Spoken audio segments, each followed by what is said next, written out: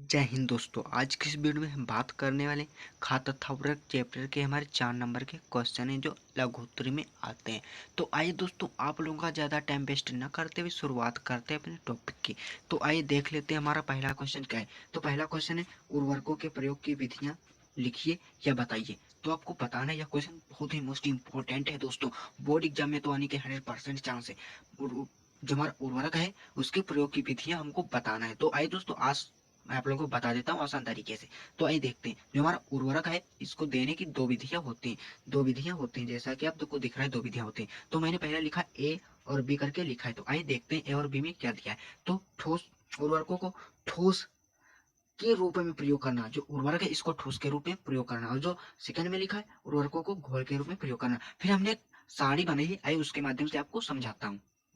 आइए दोस्तों, ऐसे अगर आप चार्ट बना लेंगे तो आपको समझने में आसानी होगी। मैंने यहाँ पर उर्वरक लिखा है और इसको देने की विधियां, फर्स्ट ऑफ ऑल मैंने दो लाइनें खींची और यहाँ पर लिखा है ठोस के रूप में, यहाँ पर लिखा है घोल के रूप में। तो आपको समझ में आ जाएगा। यहाँ पर ठोस के रूप में इस प्रकार से लिखा है, ठोस के रूप में हम जो उर्वरक है इसको कैसे देते हैं, और घोल के रूप में यहाँ पर लिखा है घोल के रूप में हम उर्वरक को कैसे देते हैं। तो आइए एक एक पॉइंट करके समझ लेते हैं आसान तरीके से। तो फर्स्ट ऑफ ऑल जो पॉइंट मैंने लिखा है छिड़काव विधि से, छिड़काव विधि से। अब आप जानते हैं जो हमारे पास उर्वरक है इसको हम छिड़काव विधि से, गाँव में देखा होगा छिड़काव विधि से खेतों में बहुत ज्यादा ही डालते हैं या प्रयोग करते हैं। तो हमारे पास जो सेकंड है ठोस के रूप में, सेकंड जो ऑप्शन है मिट्टी के नीचे प्रयोग करना, मिट्टी के नीचे प्रयोग करना या मिट्टी के नीचे दबाना, इसको हम बोल सकते, इसको स्थापन विधि भी बोल सकते हैं। अगर यहाँ ना कहें मिट्टी के नीचे प्रयोग करना तो हम इसको स्थापन भी बोल सकते हैं, स्थापन विधि। आइए देखते हैं तीसरा, विशेष स्थान पर प्रयोग करना। अब आप जानते होंगे विशेष स्थान पर प्रयोग करना। जो आप देख लेते हैं घोल के, घोल में क्या दिए। तो घोल में स्टार्टर घोल पौधे पर लगाते समय डालते हैं, स्टार्टर घोल पौधे लगाते समय देते हैं स्टार्टर घोल। स्टार्टर घोल अगर पूछे आपसे क्या होता है, तो इससे पहले मैंने जो वीडियो बनाया था उसमें स्टार्टर घोल आपको बताया था क्या होता है। तो आइए बता देता हूँ स्टार्टर घोल की परिभाषा। सांद्रता घोल तैयार, सांद्र घोल तैयार करने से पहले कम सांद्रता का घोल तैयार करना स्टार्टर घोल कहलाता है। आइए दोस्तों देख लेते हैं, जो हमारे पास इसमें दिया है दूसरा, पौधों की पत्तियों पर छिड़काव करना। पौधों की पत्तियों पर छिड़काव करना, हमारा जो उर्वरक होता है स्प्रेड के द्वारा पौधों की पत्तियों पर छिड़काव करना। और हमारे पास जो थर्ड है सिंचाई। अब अगर आप सिंचाई कर रहे हैं, सिंचाई कर रहे हैं तो उसमें आप दे सकते हैं, सिंचाई के माध्यम से आपने एक जगह पे दिया और जल के माध्यम से पूरे खेत में आपका पहुंच गया। तो सिंचाई जल के साथ मिलाकर उर्वरक का प्रयोग करना, सिंचाई के जल के साथ मिलाकर उर्वरक का प्रयोग करना। अगर आप पीजीआर भी इसमें बोल सकते हैं, पीजीआर। थर्ड आप चौथा पॉइंट बना सकते हैं पीजीआर। आइए दोस्तों अब देख लेते हैं अपना नेक्स्ट क्वेश्चन। यह दोस्तों क्वेश्चन बहुत ही मोस्ट इंपॉर्टेंट है। तो आपको बताना है कार्बनिक खाद क्या है, इसके लाभों की व्याख्या कीजिए। कार्बनिक खाद क्या है, इसके लाभ भी बताइए, व्याख्या कीजिए। तो आइए दोस्तों पहले देख लेते हैं कार्बनिक खाद क्या है। तो मैंने आसान तरीके से लिखा है कार्बनिक खाद क्या है। तो पौधों तथा पौधों तथा जीवित या मृत जीवधारियों के अंग काम उनके अवशेष आदि के गलने सड़ने से जो पदार्थ मिट्टी को प्राप्त होता है उसे कार्बनिक पदार्थ या जैव पदार्थ कहते हैं। आपको पता होगा कार्बनिक खाद, कार्बनिक पदार्थ को जैव पदार्थ कहते हैं। ये एक बार फिर देख लेते हैं हमारा कार्बनिक खाद की क्या परिभाषा है। तो पौधों तथा जीवित या मृत जीवधारियों के अंग कामा उनके अवशेष आदि के गलने सड़ने से जो पदार्थ मिट्टी को या मृदा को प्राप्त होता है उसे कार्बनिक पदार्थ या जैव पदार्थ कहते हैं। आइए अब देखते हैं नेक्स्ट पेज में।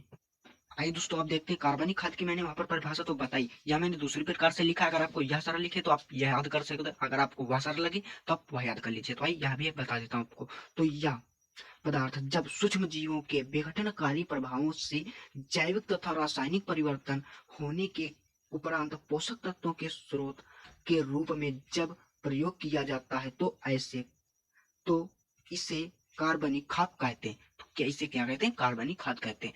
आइए अब इसके लाभ देख लेते हैं।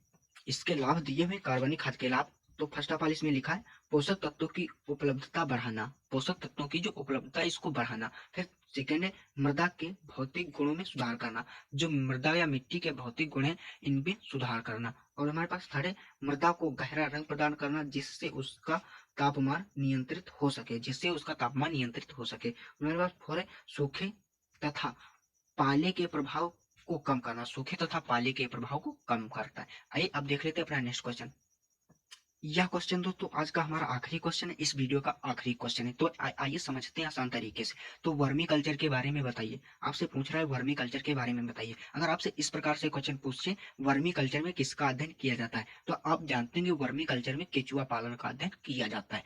आइए अब देख लेते हैं वर्मी कल्चर के बारे में, लिखिए यह बताइए। तो वर्मी कल्चर क्या है समझते हैं आसान तरीके से। केचुए के द्वारा एक विशेष माध्यम में कार्बनिक पदार्थ तथा गोबर को खाकर उसमें पाचक रस को मिलाने से जो खाद बनती है उसे केचुए की खाद कहते हैं।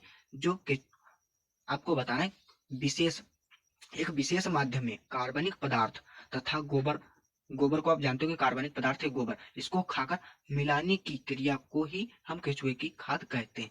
आइए देख लेते हैं आगे क्या कह रहा है। केचुए मिट्टी को भुरभुरा बनाने बनाने कम हवा का संचार बढ़ाने तथा कार्बनिक पदार्थों को खा खाने का कार्य करते हैं।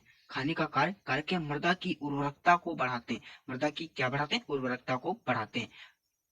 केचुए की खाद बनाते समय उन्हें अधिक तापमान तथा परभक्षी से बचाव करना आवश्यक होता है। जो हमारे पास ये कीट है केचुए, इनका हमें अगर प्रयोग करना है खाद बनाने के लिए तो इनको अधिक तापमान और परभक्षी कीटों से भी बचाना है। परभक्षी कीट वो होते हैं जो जैसे दूसरे कीट केचुए को खा न सके, उन कीटों को परभक्षी कीट कहते हैं। तो आप इस प्रकार से भी लिख सकते हैं। अगर आपसे वर्मी कल्चर बार के बारे में पूछे तो आप वर्मी कल्चर इस प्रकार से भी लिख सकते हैं, जिस प्रकार से मैं आपको बताऊं। तो आप लिख सकते हैं कि एक गड्ढा खोदकर उसमें पहले पुआल या पाती, आप पुआल जानते होंगे, पुआल को डालकर फिर उसके ऊपर हम गोबर की लेयर एक लगा देते हैं। उसके बाद उसके ऊपर हम केचुए डाल देते हैं। केचुए डालने के बाद फिर हम थोड़ा सा गोबर डाल देते हैं। इस प्रकार से हम करने के बाद तमाम प्रकार से हम करने के बाद हमको केचुए की खाद प्राप्त हो जाती है, जिसे हम वर्मी कल्चर कहते हैं। अगर आपको वीडियो पसंद आई है तो हमारे चैनल को सब्सक्राइब करें।